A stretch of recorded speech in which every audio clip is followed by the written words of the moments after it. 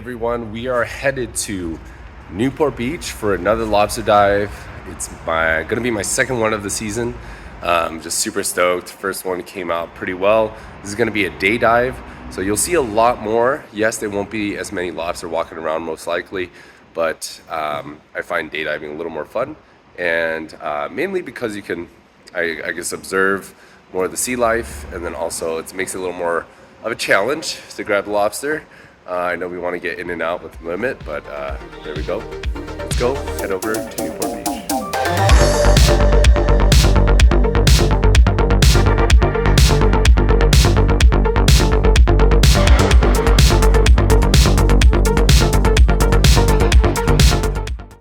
And we are at Newport, ready to dive, the second dive of the season for lobster. And conditions looked not that great, but not terrible. What I mean by that, the surf was about 2 to 3 feet. Surge was pretty heavy, wind non-existent, but the sets were coming in pretty strong. And you want to look out for that, especially for shore diving, since coming out and coming in, I would say, are the most dangerous portions of a shore diver's kind of session.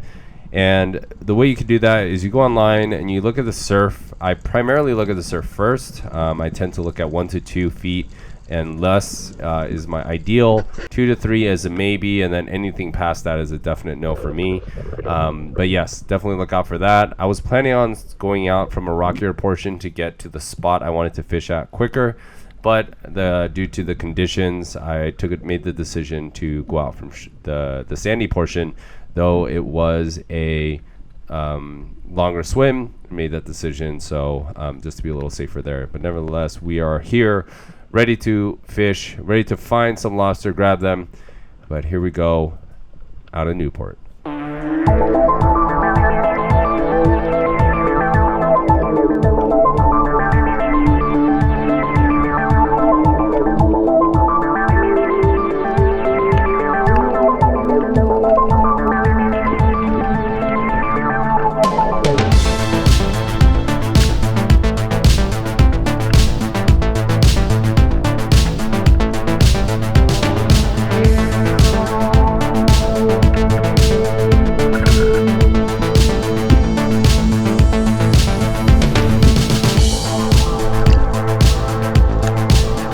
So I found this little cave of lobster, and I think there might be one legal one back there. They're all the way in the back of this little cave, and I'm trying to figure out a way to get them out. And a couple strategies that I usually implement is agitating them from one side so they get pushed to maybe a shallower part of the cave, or maybe just shooing them off entirely out of this area and see where they scatter and try to follow them. But you can see here, I'm trying to figure out a way to nudge them along. It's a little more shallow on the left, so right now it's hard to see, but on my right side, you see my hand kind of creating some disturbance in the water, and hopefully that agitates them enough to move to the left side of the cave. They're not really moving much, so I go back up to the surface and try to regroup. There they are.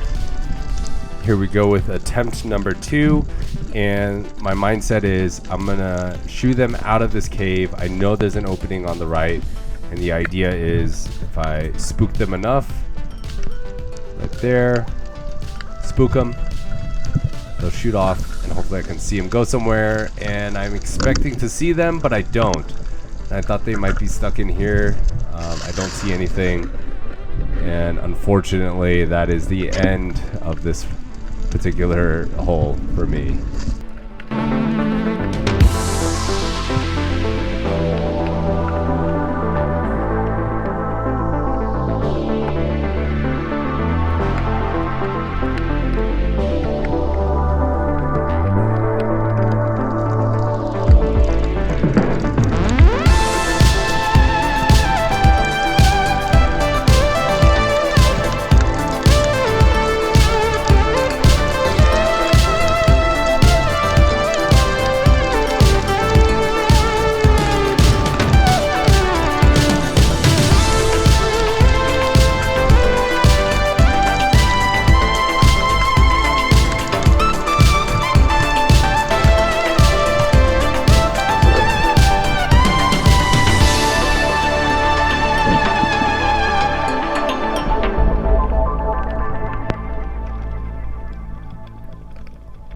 And here we go. I finally found what I call a money hole, which is essentially a cave or some sort of hiding place where a lot of lobster are, and most importantly, ones that look legal.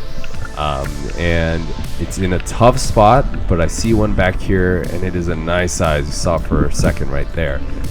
But I'm trying to figure out a way to tuck my body in here and wedge myself between those two, the crack, and figure out how to reach down. So the strategy was, after a couple attempts and a couple learnings, is to kind of invert, so go upside down, and I'm gonna give my right arm the most reach as possible. And the idea here is, I may not be quick enough and have the best angle, but I'm gonna try to get as much length in there as possible. So I have some room to work. So the idea is to pin them behind the wall and get into a place. So here, that's my target right there. It looks like he's not being able to move anymore. I go in, I feel, and I notice that he can't go back anymore, which is a good sign for me. So at this point, I'm trying to find a good grip. Grabbing the antenna, obviously you want to be careful there because it can easily come off, and one does. But I'm trying to get to the root and eventually the front of the lobster's head, and I'm yanking, and I eventually get him loose. And we have our first lobster keeper.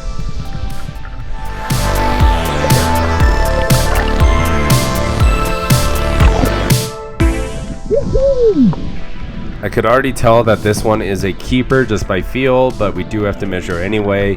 So what I'm doing off camera is moving the lobster from my left hand to my right hand. And what I typically do is adjust it so I'm grabbing the tail, as you can see here, and that leaves the carapace fully exposed. So it's easier to measure. Not only that, you can isolate that strong tail muscle so it doesn't kick and potentially loosen up in your hand and then run away like it did on my last dive. So here we go, putting it in my bag. And we have one in the books, and I know if you're grabbing it from the tail, it could hurt when it tries to kick, but I found it's somewhat tolerable even for the larger lobster. But we got one in the bag.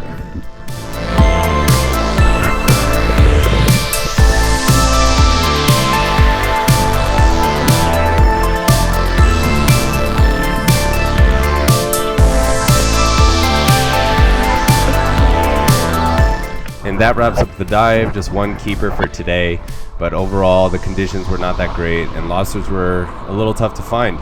But overall 37 dives, longest dive was a minute and 18 feet was the deepest. But here's some other stats.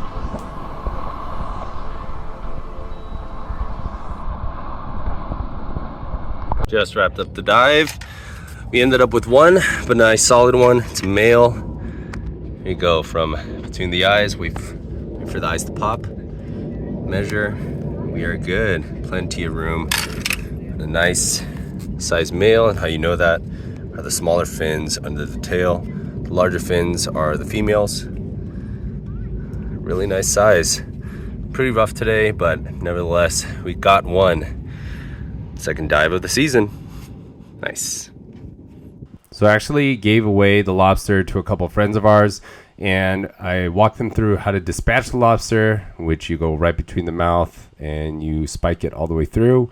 And now we're going to cut it in half and prepare it for a bake. Here we go. Wow. Looking good. So here we have entrails. The white thing is like, I think the intestines. I forgot the yellow one, but the heart is... it's kind of hard to see now. It's split, but it used to be right there. I go for the, And then one thing you want to get rid of, you see this little tube? So it goes all the way down the tail. Okay. This is the poop tube. Okay. You want to get rid of that. So you're going to cut it here, or kind of pull it, and it'll come off. Yep. This one. Yeah. You can just pull it out. Okay. And then, go ahead and pull the whole thing out. As clean as you can. Gentle. Clean as you can. Or you could cut it, whatever. Perfect. Okay. And then they did a great job with sorting out the lobster and preparing it for the bake. Now they seasoned it with some garlic powder here. They added some salt, pepper, and some other spices for the bake. So after this, they basted it with some garlic butter and prepared it for eating. So Here we go. There is a small clip in 3, 2, 1. While the bake was happening, the lobster actually started. The nerves were starting to go, and you can see it here starting to twitch, which was pretty insane. Alrighty, y'all. That is a wrap. I shared the lobster with a friend of ours, and it's something about sharing your catch with others that may not dive or do similar hobbies to you, and just sharing that experience is really awesome and rewarding. So I didn't cook it, but they did. They did a simple oven bake, seasoned the lobster, split it in half, and ate the meat. I think they're going to do something with the body as well, like make a broth or a bisque or something. But nevertheless, successful dive. Conditions were a little rough. I would definitely not recommend going out in conditions like today if you were a newer diver. But nevertheless, that's a wrap for today. I am pretty exhausted, but I'm going to go eat some of the wife's cooking. And now I'm going to wait for the conditions to get better. So anyway, thanks for watching. I'll see you on the next one.